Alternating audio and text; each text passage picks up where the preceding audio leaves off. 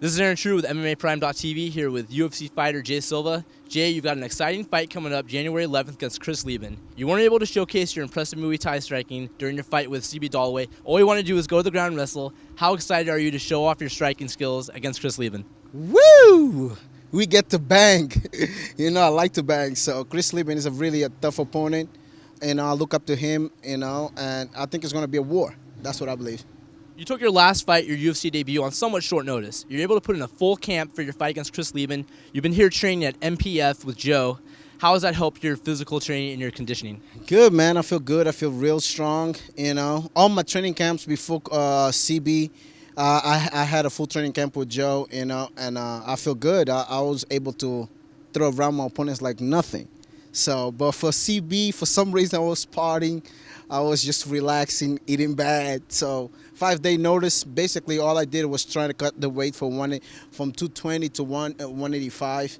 In 5 days was a lot, but I did my best. So that was it. You come from a somewhat rough background on the streets, mixing it up. How much fun is it during your training to kind of change things up and do workouts outside, throwing kegs, hitting tires, throwing stuff? Do you like switching it up?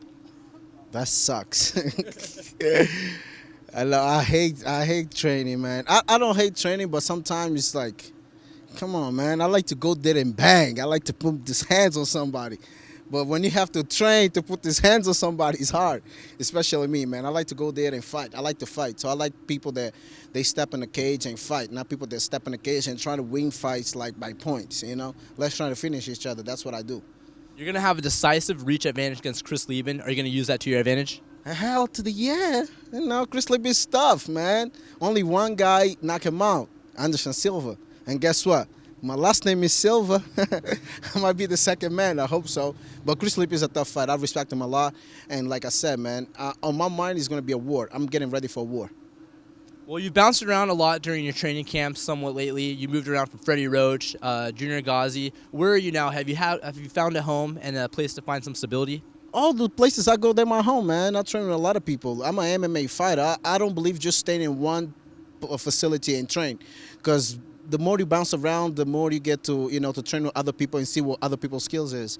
And, you get better. That's what I believe. So everywhere I go, they treat me like home, because I'm there 5 days a week, and I got a lot of guys coming up to my training camp, for this training camp specifically for Chris Leben, to help me out. And I'm happy, man. We go and train everywhere.